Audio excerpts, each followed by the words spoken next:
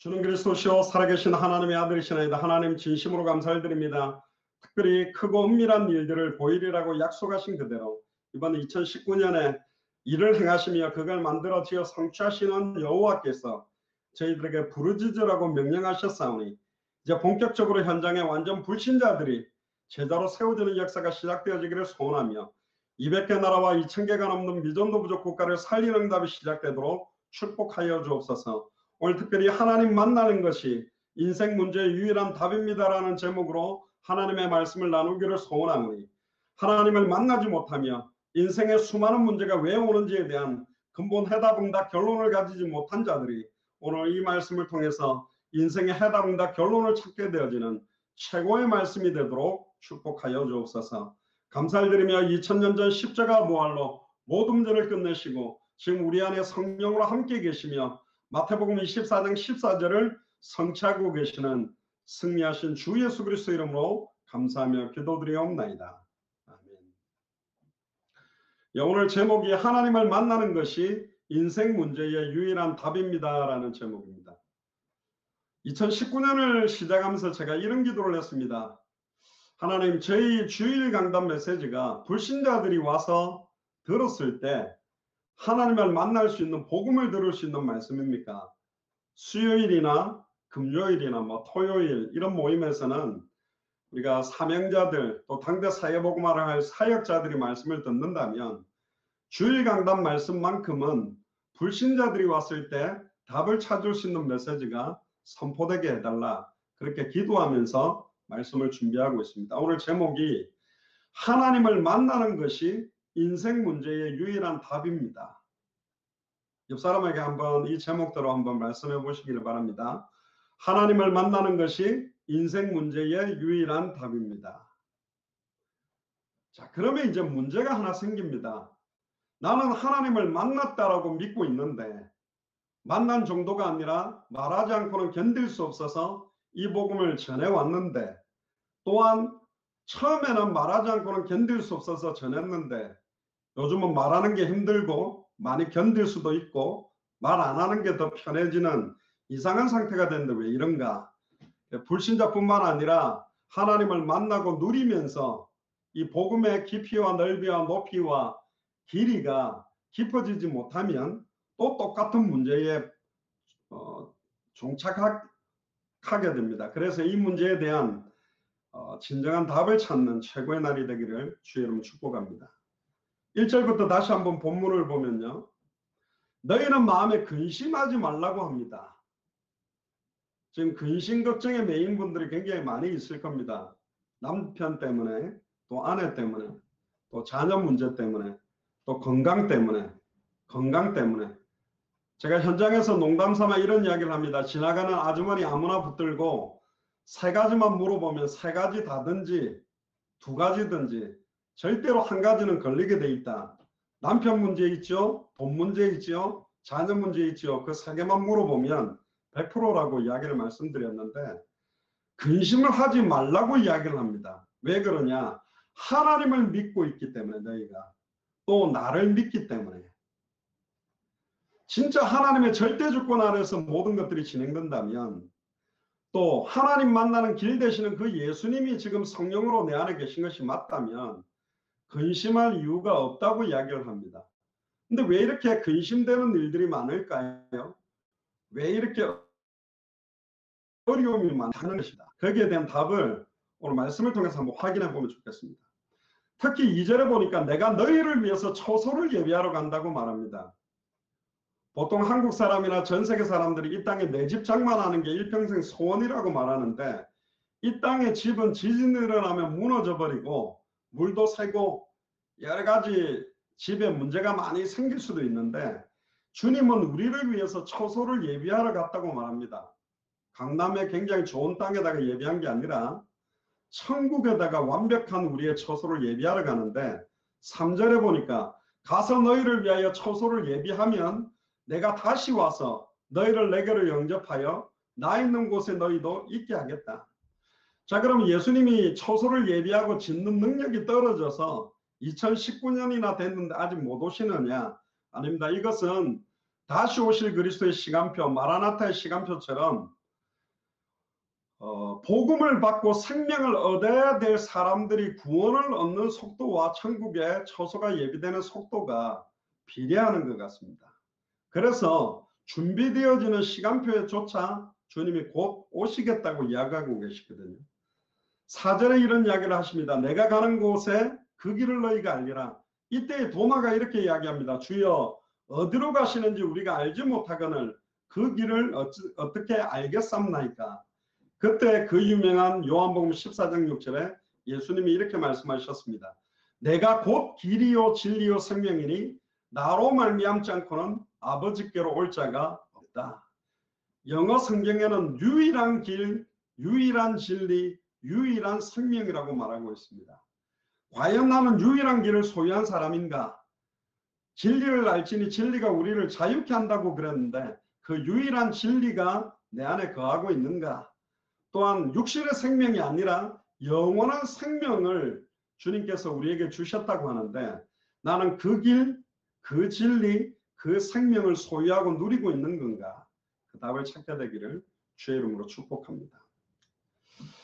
하나님을 떠나 있는 모든 인간의 상태는 그 영이 죽은 상태라고 성경은 말합니다.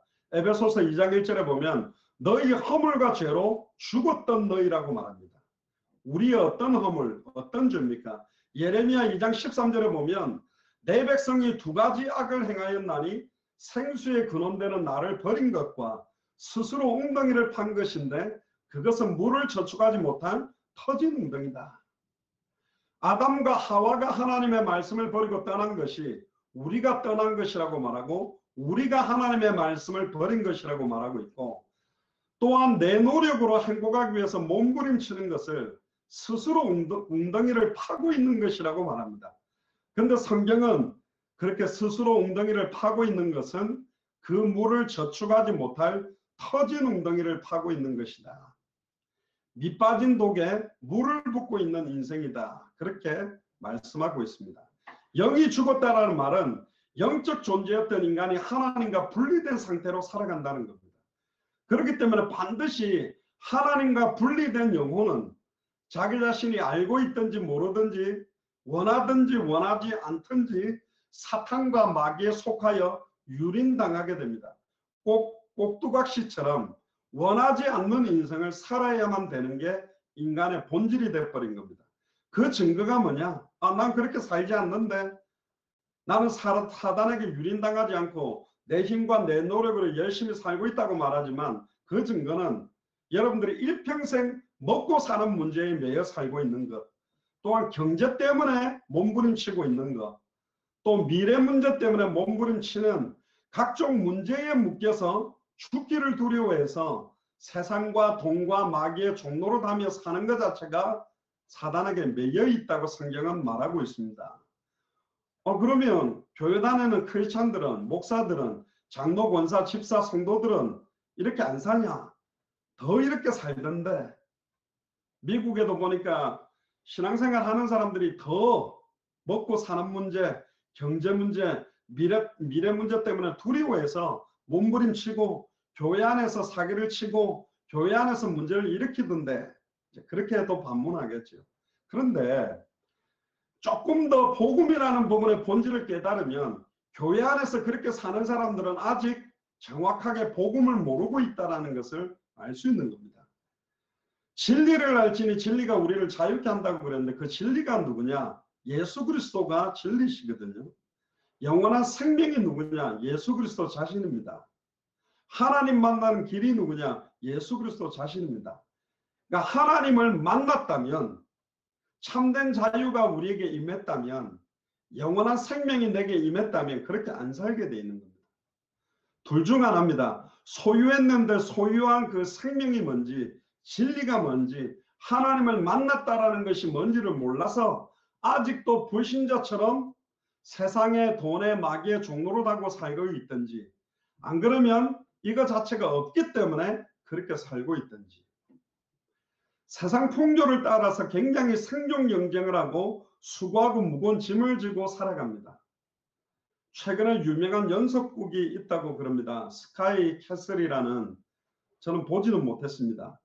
근데 언뜻 이야기를 들어보니까 스카이가 서울대, 고려대, 연세대, 그러니까 소위 말하면 초일류 대학을 다니고 우리 대한민국과 전 세계의 1%의 가장 엘리트 계열, 또 미국으로 말하면 미국의 메인스트림에 들어가서 가장 최고의 어떤 지배계층이라고 말해야 됩니까? 최고의 상류층을 살고 있는 그런 인생을 부러워하는 그런 또 그런 것들의 모습을 그려낸 것 같은데 서울대 가면 행복합니까? 서울대 다니는 사람들 제가 좀 만나봤는데 그닥 그렇지 않더라고요. 고려대 다니는 사람 행복합니까? 연세대 다니는 사람이 행복합니까? 딱 단언하건대 그 세 개 대학을 졸업한 분들이 우리나라를 많이 어렵게 만들었습니다. 가장 똑똑하다고 말하는 사람들이 자기 명철을 의지하고 자기 지식과 지혜로 많은 일들을 펼치다가 어려움을 준 것들이 사실은 더 많아요. 미국에도 아이비리그 출신들이 굉장히 많은데 제가 언뜻 몇 분들에게 이야기를 들었습니다. 대기업이나 좋은 기업에서 그닥 아이비리그 출신들을 잘 안 뽑는다고 그럽니다. 왜 그러냐면 너무너무 똑똑하대요. 만나보면 기가 막히고 기발하대요. 그런데 회사를 경영하고 프로젝트를 완성하기 위해서는 기발함만 가지고 하는 건 아니에요. 또 이 아이비리그 출신들은 똑똑해서 내가 어떤 프로젝트의 가장 주도적인 역할을 해야 돼. 내가 항상 리더의 자리에 있어야만 돼. 자기가 리더가 아니고 프로젝트의 책임자가 자기가 아니면 좋은 의견도 제시를 하지도 않고 방해만 놓는데요. 그런데 미국의 그냥 주립대학, 그래도 괜찮은 대학 출신들은 서로가 부족하니까 힘을 모아가지고 프로젝트를 잘 한답니다.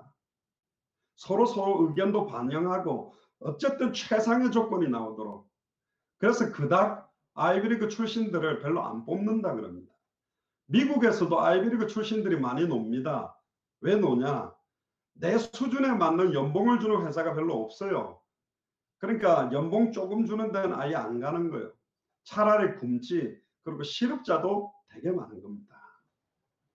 자기 명철을 의지하고 살기 때문에 참된 행복이 있냐? 아닙니다. 성경은 자기 명철과 자기 능력과 자기 기준대로 살아가는 것이 마귀를 따르고 마귀의 노예살이를 하는 세상 풍조 속에 매여 있다는 겁니다. 대한민국만큼 유행을 잘 따라가는 나라가 없어요. 유행도 굉장히 많이 빠르게 변하더라고요. 누가 무슨 목걸이 메고 나왔다. 누가 무슨 가방 들었다. 누가 무슨 옷을 입었다. 그럼 완전히 난리를 치고요. 또 유명한 연예인이 무슨 패딩 하나를 입었는데 그게 뭐 130만 원인가 그런답니다. 그런데 그게 품절 현상이 나타나가지고 지금 사지도 못한다 그럽니다. 또 그런 거 하나 사 입으면 그게 진짜 행복인 줄 알고 그렇게 살아가고 있습니다. 결국은 하나님의 언약과 기준하고는 전혀 관계가 없어요. 자, 그럼 세상을 살려면 공부를 잘할수록 좋은 연봉을 받고 월급도 잘 받고 좋은 직장에 가서 안정적인 생활을 하는데 크리스찬들은 그렇게 안 사냐? 제가 드리고 싶은 말씀은 그 이야기가 아니라 세상 사람들의 기준은 어느 대학을 나왔느냐, 얼굴이 이쁘냐, 못생겼냐, 공부를 잘하냐, 못하냐, 연봉이 많냐, 적냐, 그거 가지고 참된 행복이 결정되는 줄로 알고 있지만 성경은 우리가 누구 안에 있느냐, 그리스도 안에 세상이 주는 것과 다른 평안과 다른 쌓임을 쌓이지 아니하고 아무것도 없는 자 같으나 모든 것을 가진 것처럼 살 수 있는 진정한 행복과 진정한 평안과 진정한 기쁨이 있답니다. 아마 우리 예수사랑교회 지금 함께 예배드리는 사람은 그것을 좀 맛봤던 사람들이 있다고 저는 알고 있습니다. 이게요, 잠시 맛보는 사람도 있습니다. 잠깐 어떤 기도원에서 예배를 드리다가 수련회에서 완전히 무릎 꿇고 예수를 그리스도로 영접할 때 막 그 감사와 감격이 너무나 넘쳐나고 막 구름을 밟고 걷는 것처럼 발걸음이 가벼웠고 그리고 너무너무 평안해서 막 날아갈 것 같고 당장 먹을 거는 없는데 당장 돈은 없는데 예수로 인하여 평안하고 기쁘고 그런 감정을 체험했던 분들이 분명히 있을 겁니다. 근데 문제는 뭐냐? 이게 왜 날마다 일평생 계속 지속이 잘 안 되는가? 계속 지속되게 하나님 만들어 놓지 않는 것 같아요. 그거는 저도 제법 길게 체험했는데 옛날에는요, 보고 들은 것을 말하지 않고는 막 견딜 수가 없더라고. 근데 이게 좀 몇 년 지나니까요, 본 것이 뭐였지? 들은 것이 뭐였지? 잘 견디고, 때때로는 옛날에는 막 말해주는 게 기뻤는데 말하는 게 이제 지쳐지고 힘들어지고, 이런 적도 하나님이 만들어 놓는 것 같아요. 그런데 문제는 뭐냐? 이런 하나님의 진노를 받을 수밖에 없는 상태가 계속 인간에게 지속되다 보니까 결국은 이걸로 인하여 모든 것이 문제가 된 거예요. 모든 문제가 온 것도 맞는데 좋은 것도 문제가 되고, 결혼을 한 것도 문제가 되고 안 한 것도 문제되고, 이혼한 것도 문제가 되고 재혼한 것도 문제가 되고, 공부를 잘한 것도 문제가 되고 못한 것도 문제가 되고, 이쁜 것도 문제가 되고 못생긴 것도 문제가 되는, 모든 것이 문제가 돼버려요. 왜 그렇죠? 인생 자체가 왜 고통이 되죠? 결국은 하나님과 단절되어 있기 때문에, 내가 원하든 원하지 않건 죄와 저주 아래 우리는 갇혀 있기 때문에, 우리가 원하든 원하지 않든 믿든 안 믿든 일평생 사단의 진노와 사단의 권세와 사단의 주권 아래 딱 매여 있는 존재가 되어버렸다는 겁니다. 그러니까 나 때문에, 더 깊이 말하면 배후의 역사는 사탄의 존재로 말미암아 나의 삶의 자리가 이제는 저주의 자리가 되는 거죠. 땀 흘려 수고하고 노력해야 겨우 먹고 살아가는 정도의 인생을 사는 겁니다. 여러분들은 여러분들 남편을 어떤 기준으로 선택했고 아내를 어떤 기준으로 선택했습니까? 제가 하와이에 있을 때 어떤 신학대학 대학원 다니는 남자 전도사님과 그 신학대학 학부를 다니고 있는 자매가 결혼을 해가지고 와서 예배를 참여를 하고 갔습니다. 그 신혼여행 왔다가 저희 교회 주일 예배를 참여하고 제가 축복기도 한번 해주고 갔는데, 이야기 들어보니까 일주일 만에 이혼을 했다 그러더라고요. 근데 이혼을 한 것도 법적으로는 이혼이 아닌 게 뭐냐, 아직 혼인신고를 안 한 상태예요. 그래서 그냥 결혼 안 한 걸로 하자고 일주일 만에 그냥 갈라섰다 그러더라고요. 참 요즘 신세대들은 쉽게 결혼하고 쉽게 정리도 잘하고 뭐 그런 것 같습니다. 왜 그럴까요? 왜 이렇게 참된 행복이 없을까? 왜 이렇게 세상 사는 것 자체가 이렇게 문제투성일까? 성경은 이야기하고 있습니다. 사실은 하나님과 단절된 상태이기 때문에 죄와 저주가 임할 수밖에 없고 사탄의 공격 아래 있을 수밖에 없다. 그러니까 여러 가지 현실 상황, 환경 문제로 인해서 영적으로도 고통받고 정신적으로도 고통받고 마음적으로도 고통받고 육신적으로 계속 고통받는 겁니다. 제가 물어보고 싶습니다. 예수님을 믿으면 경제 축복을 받습니까? 예수님을 믿으면 모든 병이 다 낫는 것입니까? 예수 믿으면 축복을 받는 것입니까? 한편적으로는 그런 면이 있어요. 예수를 그리스도로 믿고 내가 병이 나았다 이렇게 간증하는 사람도 있습니다. 근데 100% 모든 사람이 다 병이 낫느냐? 그렇게 안 만드셨어요. 예수님을 믿으면 경제 축복이 막 오도록 만들어놨냐? 경제 축복 받는 분도 있는데 100% 그렇게 만들지 않았습니다.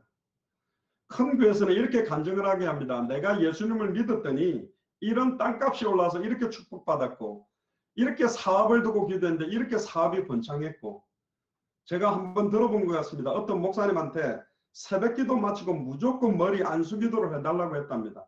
100일쯤 안수기도 받았는데 하여튼 사업이 대박이 나가지고 어마어마하게 성경 건축하는 헌금을 냈다고 간증하더라고요. 아마 그 교회 나가는 모든 산업인들은 그 목사님한테 새벽마다 머리 안수기도 해달라고 줄 서가지고 기다리고 있죠.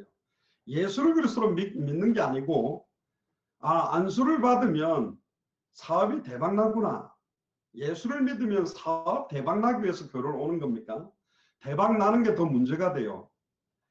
예수님이 수많은 사람들을 치유하고 회복시켰습니다. 죽었던 사람도 살렸고 눈먼 자를 눈을 뜨게 했고 안진병을 일으켰고 여러 가지 고통받는 사람들의 문제를 다 해결시켜 줬습니다. 근데 굉장히 충격적인 건 뭐냐? 그들이 가지고 있었던 육신적인 문제, 정신적인 문제, 죽음의 문제, 수많은 문제가 해결됐지만 결국은 언약을 붙들고 초대교회 오순절 마가의 집 다락에 모인 사람은 겨우 12제자와 70인 제자 합하면 82명 외에 마리아와 예수님의 어머니와 친동생들 막달라 마리아를 포함해서 불과 20명도 안 되는 사람만 언약을 잡고 모였습니다. 진짜 예수를 그리스도로 믿은 사람들은 거의 없었어요. 예수를 통해서 내 질병 문제 해결을 원해서 예수를 통해서 내 인생 문제, 영적 문제, 정신 문제, 육신 문제 해결을 위해서 예수님을 이용했지 진짜 예수님이 누군지 정확하게 알고 믿고 순종한 사람들은 거의 없었습니다. 지금도 그런 것 같습니다. 어떤 교회는 그 교회를 다녔더니 자녀들이 전부 SK로 다 들어가더라. 그래서 그 교회로 몰려가는 사람들도 많은 것 같고요. 제가 예전에 강남 지역에 어떤 학원에 갔는데 칠판에다가 써놨더라고요. 초등학교 5학년 6학년인데 의대 준비반, 법대 준비반 이렇게가 나눠놨어요. 그러니까 강남에서는 벌써 초등학교 5학년 6학년 때 의대 갈 아이들, 법대 갈 아이들을 정해놨는데 시골에서는 꿈도 못 꿀 이야기죠. 고등학교 한 2학년 때쯤에 돼가지고 진로 결정할 때 어디 갈래? 이제 그런 거 고민하잖아요.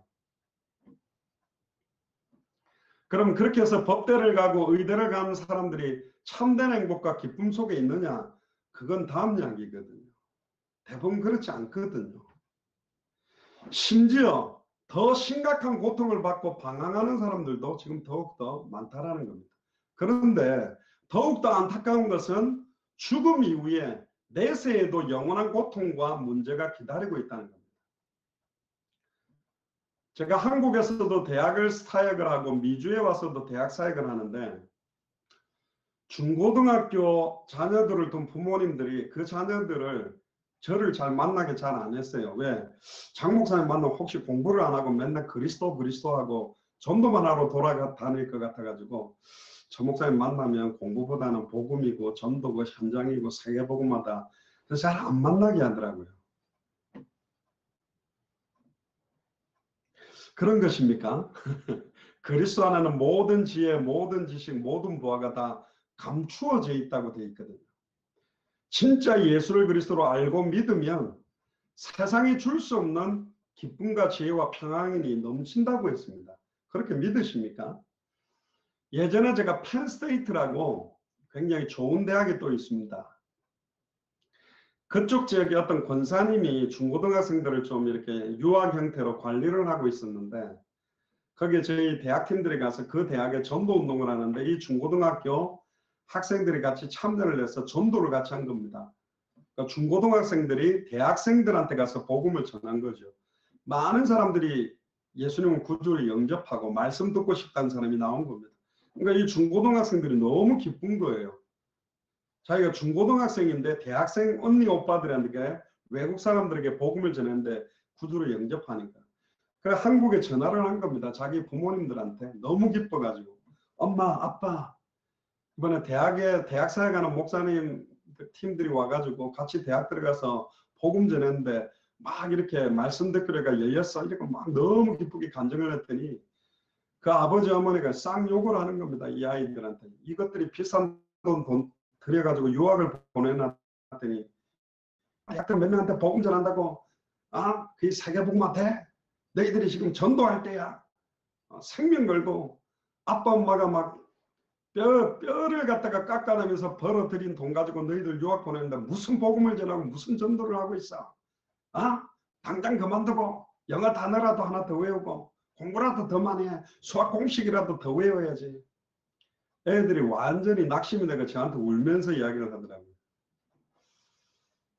제가 고개를 끄덕끄덕 했습니다. 여러분들 하루 종일 도서관에 앉아서 공부하는 애들을 제가 많이 지켜봤습니다. 하루 종일 공부하냐? 아니요. 인터넷 검색하고 침 흘리면서 책 앞에 머리 쳐박고 졸다가 일어나가 커피 빼먹고 뭐 먹다가 실제 공부하는 시간 별로 없어요. 그런데 진짜 예수를 그리스도로 알고 믿고 생명운동을 맛보고 말씀 성취 기도응답 전도 역사를 맛보고 잠시라도 집중해서 기도할 때 성령께서 지혜를 안 줄까요? 왜 그렇게 바보 같은지 저는 모르겠어요. 술객 박사보다 10배 뛰어난 지혜는 도서관에 오래 있으면 주는 것이 아니라 술객 박사에게 준 10배의 지혜를 주어야 될 사명과 이유와 삶의 목적이 하나님하고 통해야 되지 않겠습니까? 부산 영도에 고신대학교라고 있습니다. 그렇게 좋은 대학은 아닙니다. 그런데 거기 의대가 있어요. 복음병원에. SK에 비하면 좋은 대학은 아니죠. 그런데 그 대학은 원래 믿음으로 세운 교회 대학교거든요. 거기에 자매가 한 명 있었습니다. 워싱턴에 제가 있을 때 거기 왔었어요. 보스턴까지 올라왔는데 그 보스턴까지 와가지고 굉장히 그 중요한 어떤 장로님을 통해 가지고 의대까지 이렇게 연결이 된 겁니다. 그래서 보통 의대생들이 100대 1로 들어와야 되는 의대를 이 자매가 합격을 해가지고 다니게 됐어요. 근데 이 자매가 대학생 때 제가 사역을 했었거든요. 근데 자기는 그래도 고신대라도 의대생이니까 되게 교만하더라고, 그 당시에는. 그래서 제가 그 이야기를 했습니다. 연세의대가 좋아, 서울의대가 좋아, 고신의대가 좋아. 당연히 서울의대, 고려의대, 연세의대가 훨 좋죠. 그럼 전 세계에서 제일 좋은 의대가 존스 홉킨스 의대인데 그 대하고 따지면 고신의대하고 어디가 좋아? 애들이 막 흑암이 덮인 겁니다. 그래서 제가 한마디 했습니다. 존스 홉킨스 의대생이라고 하나님 쓰겠냐? 서울 의대생이라고 하나님 쓰겠냐? 연세 의대생, 고려대 의대생이라고 쓰겠냐? 나는 그렇게 보지 않는다. 모든 지식의 모든 보화가 그리스도 안에 있고 진리가 무엇인지 알고 하나님 만나는 길이 뭐며 영원한 생명이 뭔지를 알고 있는 의대생이 고신의대를 다닌다면 그 사람 쓰지 않겠냐? 나는 그렇게 믿고 있다. 그런데 그 이야기를 하고 난 다음에 한 10년 뒤에 그 자매가 사실은 미국의 굉장히 유명한 대학교 의대생으로 사실은 들어온 거예요. 자기도 고백하더라고요. 내 지혜나 내 능력이 아니라 언약 때문에 하나님이 여기 놓으셨다. 그래서 그때 메시지가 성취됐다고 본인이 굉장히 기뻐했던 것을 기억합니다. 저는 믿습니다. 지금 저희 예수사랑교회에 연결되어 있는 아이들이 그 또래의 최고로 똑똑한 아이는 아닐 겁니다.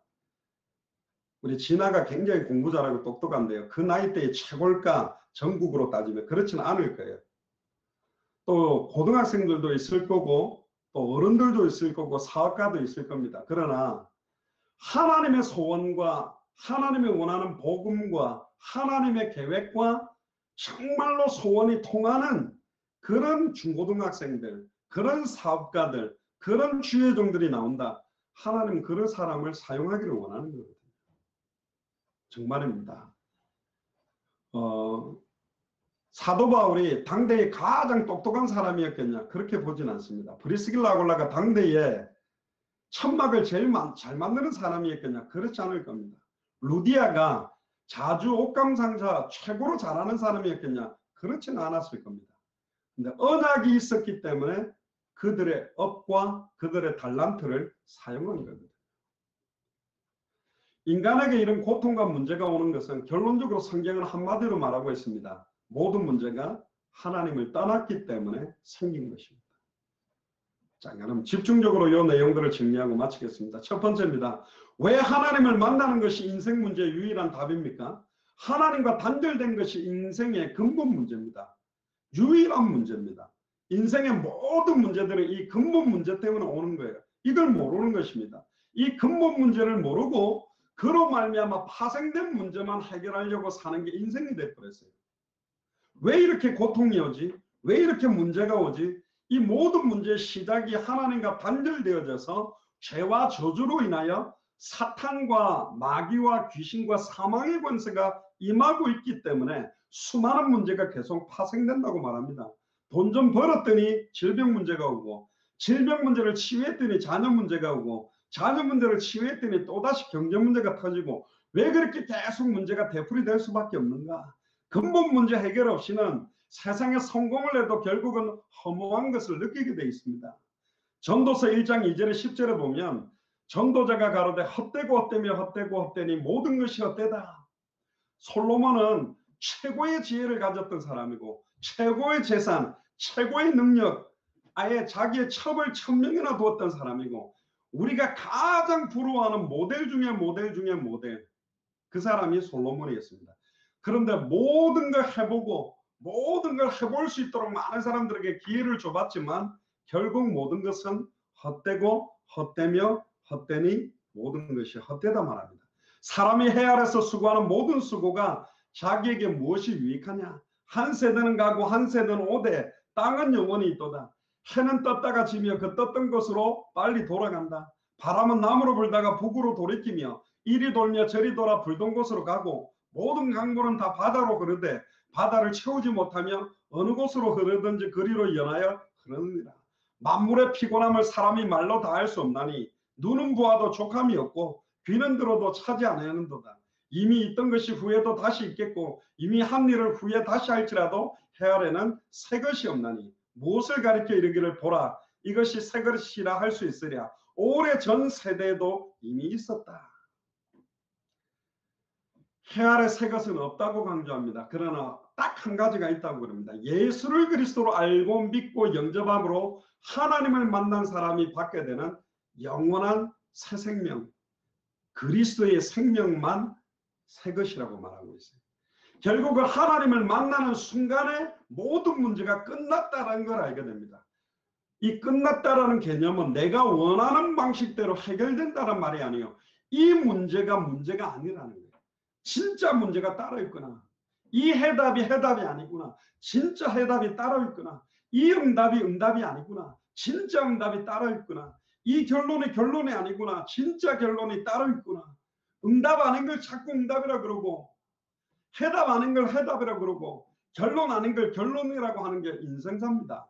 옛날에는 돈이 해답이고 응답이고 결론인 줄 알았고 남편이, 아내가, 자녀가, 성공이, 성적이, 집 하나 사는 것이 뭔가 어느 좋은 직장 가는 것이 아니라니까요.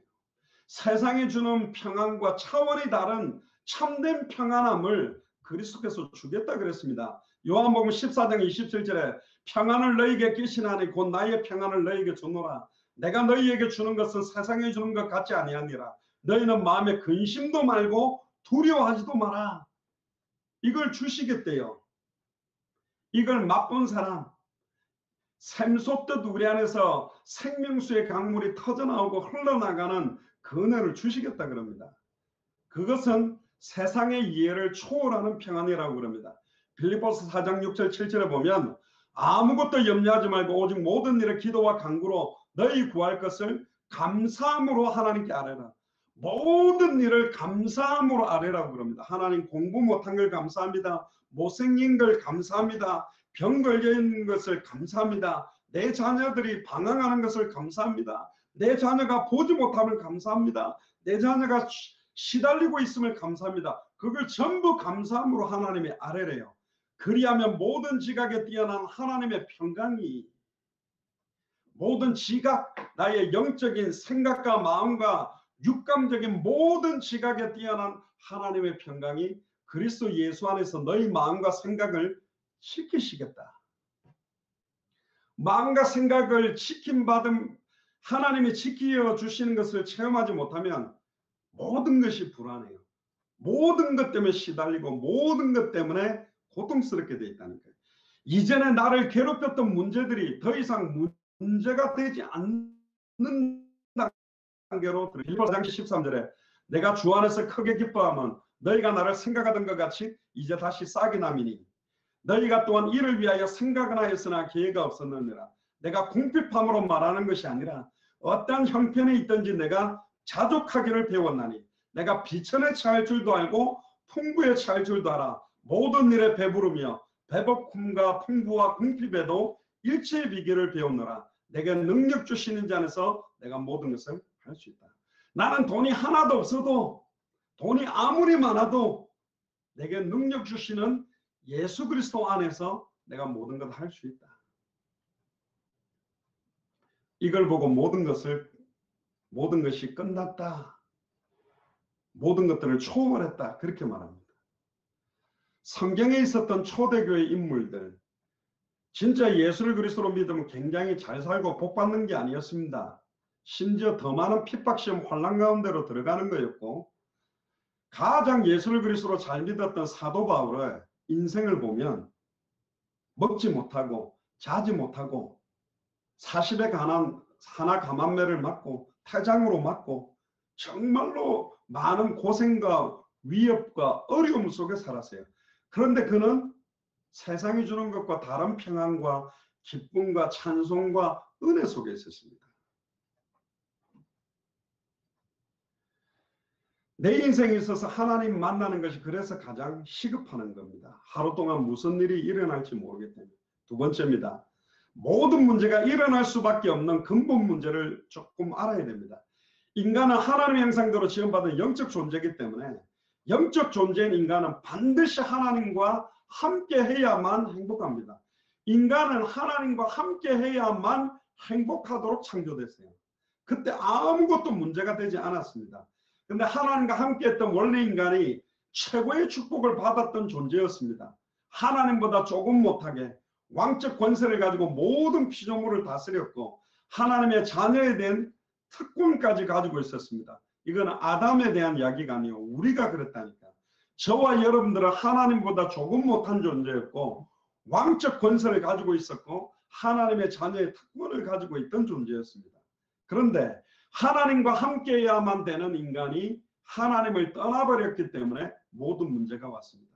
하나님을 떠나게 만들었던 문제를 근본 문제라고 하는데 그 근본 문제가 세 가지입니다. 사탄 문제, 말씀을 놓치게 만들었던 죄 문제, 하나님과 단절된 문제입니다. 어떻게 인간이 하나님을 떠났습니까?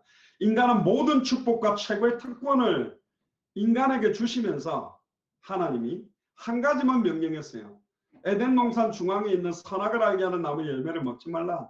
네가 먹는 날에는 정령 죽으리라. 왜 이 명령을 주는 겁니까? 인간은 피조계를 향해서는 하나님의 대리 통치권을 가진 왕 같은 존재였고 하지만 하나님 앞에서는 저 선악을 알게 하는 나무의 열매를 보는 순간 나는 피조물이다. 하나님의 종이라는 것을 인정하게 만든 축복의 약속이었습니다. 하나님의 명령에 순종함으로 하나님을 창조주로 인정하고 예배하는 거라니까요. 그런데 이 인간은 하나님의 말씀을 불순종하는 죄를 범하게 됩니다. 이 범죄의 배경에 뱀의 유혹과 속임수가 있었습니다. 이 뱀이 바로 사탄이라고 성경은 밝히고 있습니다. 성경은 죄를 범하는 자는 반드시 마귀에게 속한다고 되어 있고요. 따라서 하나님의 자녀였던 인간은 마귀의 자녀로 전락하게 됐습니다. 요한복음 8장 44절에 너희는 너희 아비 마귀에게서 났나니 너희 아비의 욕심을 너희도 행하고자 하느니라. 저는 처음부터 살인한 자요 진리가 그 속에 없으므로 진리에 서지 못하고 거짓을 말할 때마다 제 것으로 말하나니 이는 저가 거짓말장이요 거짓의 아비가 되었다. 우리는 원래 하나님 자녀였는데 이 마귀가 우리 아버지의 역할을 하고 아버지의 욕심도 행하고자 합니다. 마귀의 욕심이 뭡니까? 지극히 높은 자와 비기고 하나님과 똑같아지겠다. 그 욕심 그대로 선악을 알게 하는 나무의 열매를 따먹은 이유가 뭐냐? 하나님처럼 될 수 있다. 네가 선악을 분별할 수 있다는 사탄의 말을 믿은 겁니다. 열매 먹은 게 문제가 아니라 하나님의 말씀을 버리고 하나님의 언약을 버리고 사탄의 말을 믿고 하나님이 되고 싶다. 하나님의 자리에 내가 가고 싶다라는 완전한 반란을 일으키는 게 창세기 3장 사건입니다. 그때부터 인간은 일평생 죽기를 두려워함으로 마귀의 종로를 할 수밖에 없고 그 결과 인간은 하나님과 완전히 단절되어 버렸습니다. 하나님은 거룩하기 때문에 죄를 지은 죄인과 함께 하실 수가 없어요. 그래서 이사야 59장 1절 2절을 보면 여호와의 손이 짧아 구원치 못하심도 아니요 귀가 둔하여 듣지 못하심도 아니라 오직 너희의 죄악이 너희와 하나님 사이를 내었고 너희 죄가 그 얼굴을 가리워서 너희를 듣지 않으시게 하셨다. 우리의 죄악이 우리와 하나님 사이를 갈라지게 만들었고 나의 죄가 그 얼굴을 가리워서 듣지 못하도록 만들고 있다고 말합니다. 이때부터 인간에게는 모든 문제가 끊임없이 일어나게 됐습니다. 물을 떠난 물고기는 빨리 물로 돌아가야 되듯이 죽고 난 다음에 물에 넣어봤자 소용이 없어요. 뿌리가 뽑힌 나무도 죽은 다음에 뿌리를 내려봤자 소용이 없다니까. 영적 존재인 인간은 살아있는 동안에 빨리 하나님을 만나야만 됩니다. 하나님을 만나지 않고는 인생의 문제가 절대로 해결되지 않아요. 예를 들어 해결된다라고 해도 그거는 더 큰 저주가 돼버립니다. 하나님 만나지 않았다면 사업이 망해야 되는데, 남편이 바람 피다 보면 에이즈도 걸리고 매독도 걸리고 질병에 걸리고 고통이라도 와야 되는데 더 잘 된다. 도박에 빠진 남편이 막 돈을 딴다. 그건 더 망하는 거라니까. 하나님을 만나는 것이 사실은 구원입니다. 어떻게 이 하나님을 만날 수 있습니까? 인간의 노력으로는 절대로 하나님을 만날 수 없어요. 인간이 만들어 놓는 선행이 하나님 앞에는 의롭다 인정받을 육체가 없다고 그랬고, 더러운 옷을 입는 것과 똑같다고 되어 있습니다. 종교는 사람이 만들었어요. 인간의 노력으로는 절대로 사탄 문제, 죄 문제, 하나님과 단절된 문제를 해결할 수가 없습니다. 인간의 사고와 철학 가지고는 사탄을 꺾을 수가 없어요. 죄와 저주를 막을 수 있는 철학은 없습니다. 하나님을 만나게 하는 철학은 없습니다.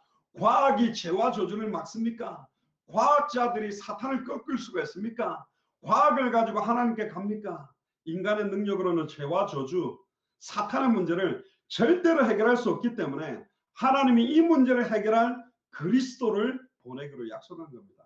하나님이 인간에게 주신 유일한 해결책의 이름이 그리스도입니다. 그리스도란 말 뜻이 뭡니까? 기름 부음 받은 자라는 뜻입니다. 구약에는 메시아, 신약에는 그리스도 같은 뜻입니다. 구약에는 아담과 하와의 후손들은 죄인이기 때문에 죄인은 죄 문제를 해결할 수 없고, 죄인은 하나님께 나아갈 수가 없고, 죄인은 사탄 문제가 해결할 수 없으니 일시적으로 아담의 후손들 가운데 머리에 기름을 부어서 선지자 역할로 일시적인 하나님 만난 길을 말하는 사람을 세웠었고, 일시적으로 아담의 후손들 가운데 머리에 기름을 부어서 제사장 역할을 하게 만들어서 짐승의 피로 일시적인 죄 해결을 하는 제사를 하게 만들었고, 아담의 후손들 가운데 몇 명에게 일시적으로 머리에 기름을 부어서 왕으로 세워서 적들을 이기게 만들었지만 결국은 그들은 일시적인 해결밖에 아니었습니다. 참 선지자를 보내주겠다. 참 제사장을 보내주겠다. 참 왕을 보내주겠다. 이 세 가지 직분을 동시에 이루는 한 분을 부를 때 그 사람을 메시아 그리스도라고 불러요.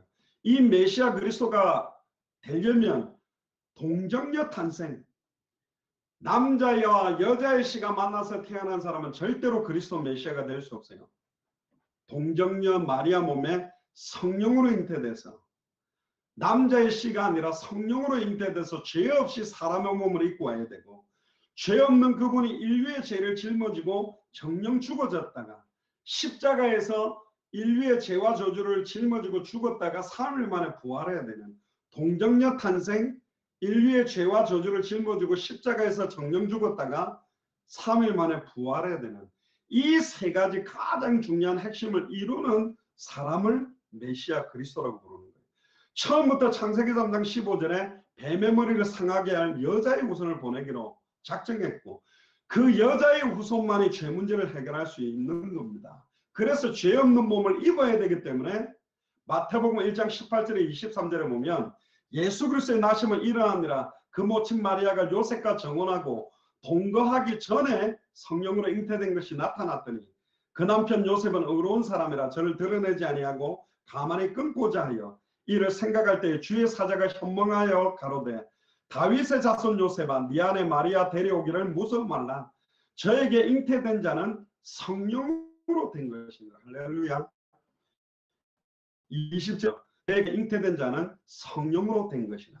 그러면서 21절에 아들을 낳으리니 이름을 예수라 하라. 이는 그가 자기 백성을 죄의 죄에서 구원할 자이심이라 하니라.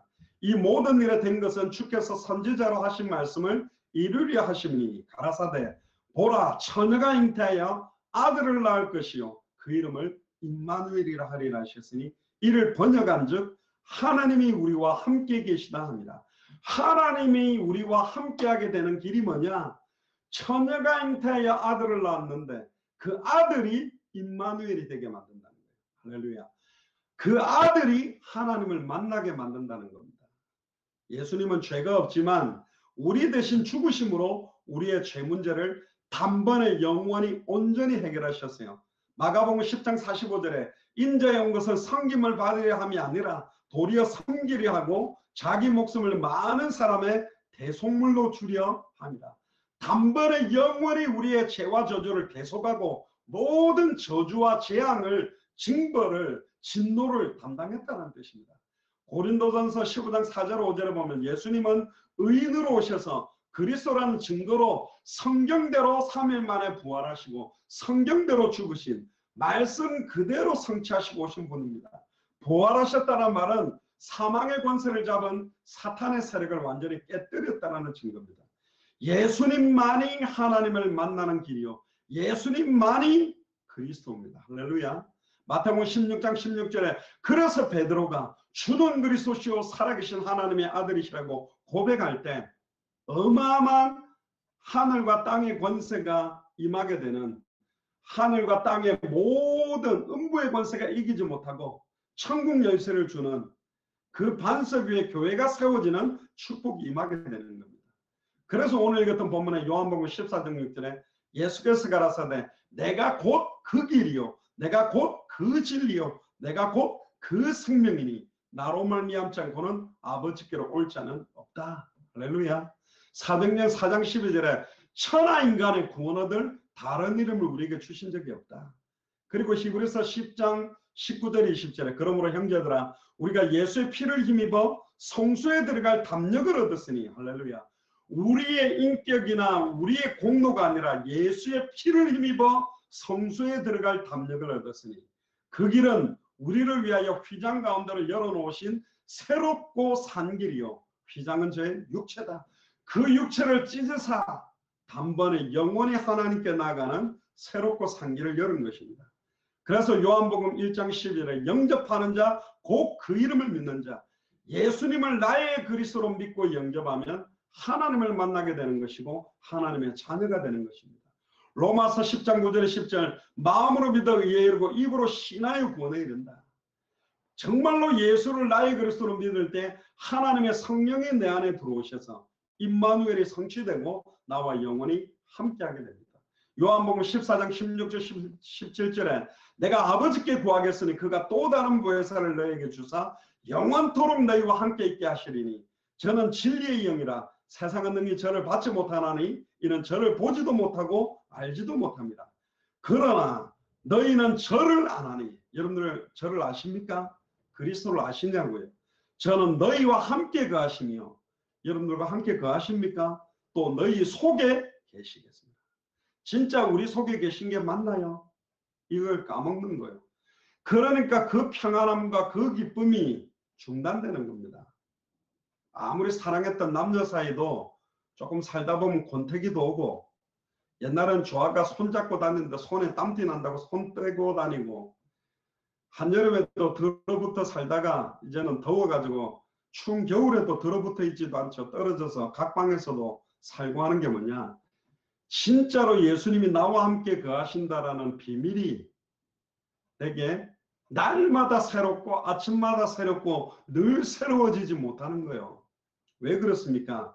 그거는 예배를 통하여 참된 신령과 진정으로 드리는 예배와 은혜를 통해서 그 은혜가 넘쳐나고 풍성해져야 되는데 참된 은혜를 공급받지 못하기 때문에 말씀이 내게 성취되지 않고 그 말씀 붙들고 기도하는 응답이 내게 성취되지 않고 나를 통해 전도와 선교, 생명운동이 터지지 않기 때문에 이것이 중단된 거였다니까요. 하나님이 함께 하실 때에 절대적인 참된 행복이 온전히 회복됩니다. 아담과 하와가 성취시키지 못했던 그 창세기 1장 27절에 하나님의 형상을 회복하는 길이 우리에게 임했고 28절에 생육하고 번성하고 충만하고 정복하고 다스리는 마태복음 28장의 모든 족속으로 제자 삼는 사역의 축복이 28절에 성취입니다. 마가복음 16장 15절에 20절에 천하 만민에게 복음을 증거하는 것이 이 축복을 회복하는 것이고 사도행전 1장 8절에 땅끝까지 이르러 증인되는 것이 이 창세기 1장 28절을 회복하는 겁니다. 결국은 마태복음 24장 14절에 이 천국 복음이 모든 민족에게 증언되기 위하여 온 세상에 전파되리니 그제야 끝이 오는, 그제야 끝이 오는 방향이 우리 인생의 목적입니다. 그게 인생의 방향이다. 하나님을 만나는 것이 인생 문제의 유일한 답입니다. 진짜로 예수님이 나의 그리스도로 내 안에 성령으로 임하게 될 때 이분이 나를 친히 가르치시고 친히 깨닫게 하고 친히 생각나게 하겠다. 이번 주간에 기도하세요. 하나님, 분명히 예수님이 내 안에 그리스도로 계신 것이 맞다면 세상이 주는 것과 다른 평안과 기쁨이 생수의 강물이 내 안에 흘러 넘쳐야 되는데 왜 이게 날마다 흘러 넘치던 것이 10년 동안 뚝 끊어져 있고 이게 오랫동안 흘러 넘치지 않습니까? 오늘 예배를 통하여 진짜 내 안에 계신 그 예수님이 나의 그리스도로 정말로 보고 드는 것을 말하지 않고는 견딜 수 없는 은혜와 감사와 감격이 넘쳐나도록 기도해 보시기를 주의 이름으로 축복합니다. 자, 그 밑에 제가 영접하는 기도를 적어놨는데요. 같이 보면서 같이 읽고 마치겠습니다.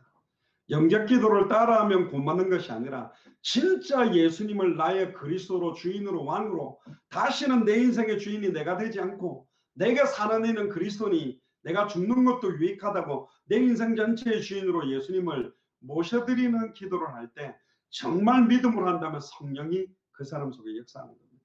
같이 한번 기도하면 좋겠습니다. 살아계신 하나님, 저는 저주받아야 마땅한 죄인입니다.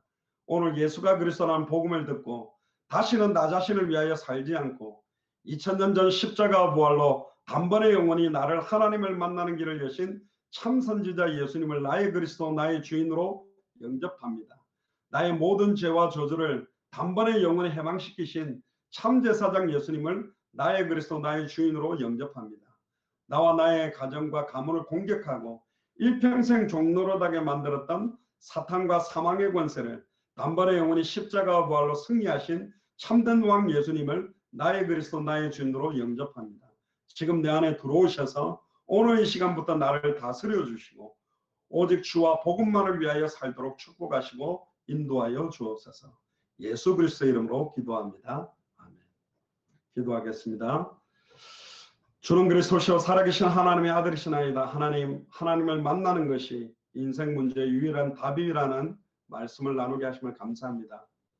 수많은 문제는 반드시 올 수밖에 없고 수많은 고통은 올 수밖에 없지만 정말로 예수를 그리스도로 알고 믿고 영접한 자는 그 고통 가운데 감사가 회복되며 그 문제 가운데 참된 해답응답 결론을 내리며 세상이 주는 것과 다른 평안과 기쁨을 누릴 수 있다고 말씀을 주심을 감사를 드립니다.